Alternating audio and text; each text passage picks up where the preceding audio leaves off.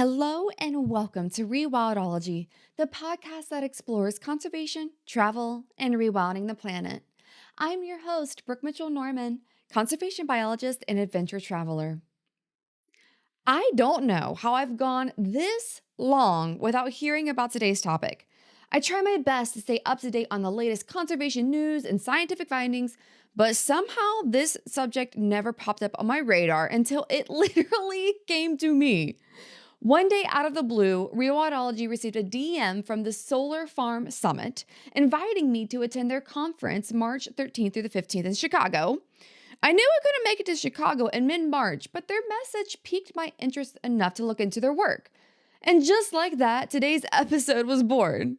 I have now read countless articles and scientific papers and watched at least an hour's worth of YouTube videos. No joke.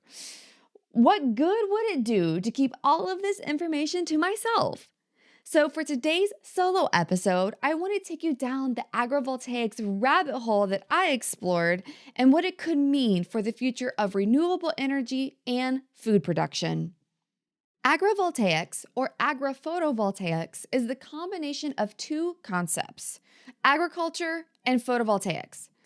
Photovoltaics is the mechanism by which sun energy is converted into electricity. Our sun spews around 1.5 times 10 to the ninth power terawatts of energy to Earth every year. And as our energy consumption currently stands, humans use about 1.6 times 10 to the 5 power terawatts in the same time span. Thus, the sun gives us 10,000 times more energy than we need every year. It just makes sense to take advantage of this natural, clean, and available resource, Scientists had this same idea decades ago and introduced us to solar panels. In the past decade, solar panel technology has become more efficient and costs have decreased fivefold. If we convert around 0.1% of Earth's surface into solar fields, which equivalates to the size of Spain, then we meet the entire world's energy demand. Say what? If a total landmass the size of Spain could mostly decarbonize our energy supply, then why hasn't this happened? Well, as I've said so many times on this show, nothing in conservation or sustainability is cut and dry.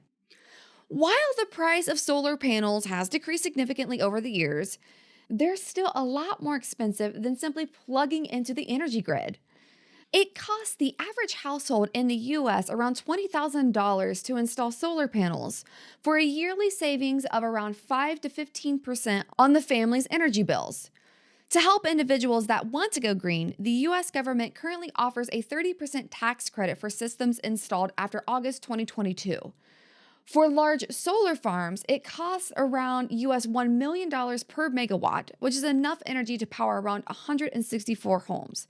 By acreage, it's around $400,000 to $500,000 per acre.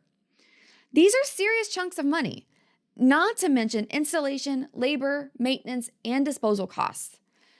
Public perception and environmental impact are also important factors. Precious habitat is being cleared to install solar farms, and some communities simply don't like the look of rows of solar panels near their homes.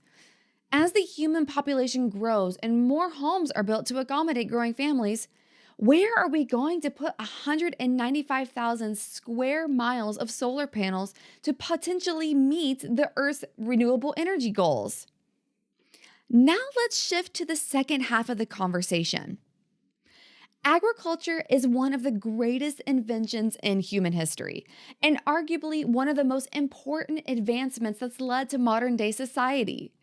Through agriculture, we've grown our population to over 7 billion people with no end in sight. That's an incredible feat. Think about that for a second.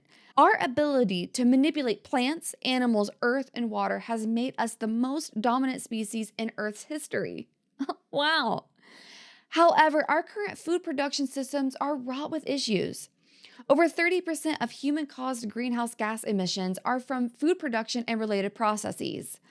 Agriculture is also the leading cause of tropical habitat destruction and has been shown to have negative effects on water quality and local biodiversity, plus inefficient use of precious water resources. Additionally, 30% of the food that is produced across the globe is lost as food waste. To make matters worse, Farming is dying at an alarming rate in countries like the United States, one of the world's food producing powerhouses. Between 2011 and 2018, over 100,000 farms shut down across the US, with over 12% of farms in the Midwest and 50% in the Northwest filing Chapter 12 bankruptcy. Technological advances, globalization, climate change, and trade wars have created the perfect storm for farmers. Suicide in the farming community is also on the rise, and many are selling their family land and walking away from the field altogether. The human population is projected to grow to 10 billion people by the year 2050, which will require a 70% increase in our agricultural output. If small to medium scale farming is dying, then how are we going to nourish future generations and keep those employed that want to feed their community? Enter today's topic and a potential solution to all of the issues I just mentioned and so much more: agrivoltaics.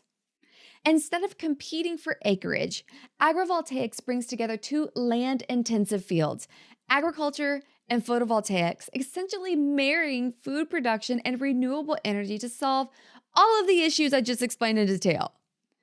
So how exactly does agrivoltaics do this? An increasing amount of research is being conducted around the globe exploring the productivity of shade-tolerant plants grown underneath solar panels, and the results are super promising. It turns out solar panels do not like to get hot, ironically, and the transpiration from plants growing underneath cools the panels down significantly, thereby increasing their efficiency. Also, plants can only absorb so much sunlight, and if they're exposed to too much sun, then they're likely to shrivel and die from too much heat and water loss. Strategically installing panels over top of the plants helps buffer heat stress by protecting plants from the midday sun and by trapping water in the soil beneath. It gets better. I read about and watched at least 4 separate studies that each found significant increases in crop productivity on fields with agrivoltaics versus control fields that were managed under standard agricultural practices, and the same for energy output for solar panels that were coupled with crops. Amazing! It gets even better. Since the crop yields were higher and the solar panels produce more energy, the overall economic value of farms with agrivoltaics was significantly higher than agricultural fields or solar fields alone. So, according to the studies published thus far, crops and solar panels are a match made in heaven. Technology in the field is also progressing. Agrivoltaics companies like SunAgri have been developing AI algorithms that tilt and rotate solar panels above crops to maintain Goldilocks conditions for both the crops underneath and for sun absorption above. Transparent solar panels have also been developed to help with light control and can even be shaped similarly to a greenhouse. Oregon State University calculated that if 1% of the US's agricultural lands were converted to agrivoltaics, then we'd meet our yearly renewable energy targets. Countries all over the world are also seeing the potential of agrivoltaics, and combined, thousands of projects have been installed in China, Japan, and South Korea. Furthermore, experiments are being conducted in Italy with climate-sensitive grapevines, the crop responsible for our beloved wine. Lord knows we can't give up our wine. And agrivoltaics might help ensure that we don't lose grapevines to climate change. But you're probably wondering, what's the catch? Why am I not seeing agrivoltaics everywhere? And to be honest, there isn't a good reason why agrivoltaics hasn't caught on like wildfire. As alluded to in the photovoltaics portion, the initial startup costs for an agrivoltaics field are not cheap and could be cost prohibitive to smaller farms. To work around this, farmers now have the ability to partner with agrivoltaics companies with the option to lease their land to the company without having to buy the equipment themselves. This has its own set of issues, of course. Farmers understandably only tolerate a certain percentage of their crop being lost, so if they have a bad harvest due to the installation of solar panels, then they could be in serious trouble. Also, ownership is a big deal to several farmers, and it's reasonable to assume that some farmers are not okay with someone having control over their land, regardless of the opportunity. And let's face it, renewable energies are not welcomed by all communities, and pushback can make local governments gun-shy about moving regulations forward. Continuing on local regulations, many of our laws are outdated and don't take into account the progress we've made as a society. I watched an interesting video about a farm in Boulder County, Colorado, that wanted to install agrivoltaics on their land. Since his permit only allowed farming activities, though, he had to fight the local government to have codes changed so that he could install agrivoltaics on his own land. Luckily, Boulder County agreed to the changes, and now he's a fully functioning agrivoltaics farm and is teaching young farmers how to do the same. With new renewable energy targets, advancements in technology, an increase in food demand, and the need for more efficient freshwater usage, agrivoltaics might be the solution we're looking for. Keep an eye out for an agrivoltaics farm wherever you live and send us all a photo in the Rewildologist Facebook group. I haven't personally seen one in action, but you bet I'm going to keep an eye out and will certainly share with you all if I do. And there you have it, an exploration of the emerging field of agrivoltaics. If you want to read more about agrivoltaics and the 30-ish resources that went into making this episode, check out the show notes at rewildology.com.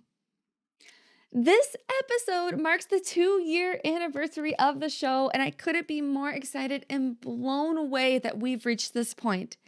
2 years and 112 episodes. That's a lot of freaking hours of content on the airwaves. Next month, we are celebrating our very own Women in Conservation Science Month with new female scientists, as well as highlighting many incredible women that have already been on the show.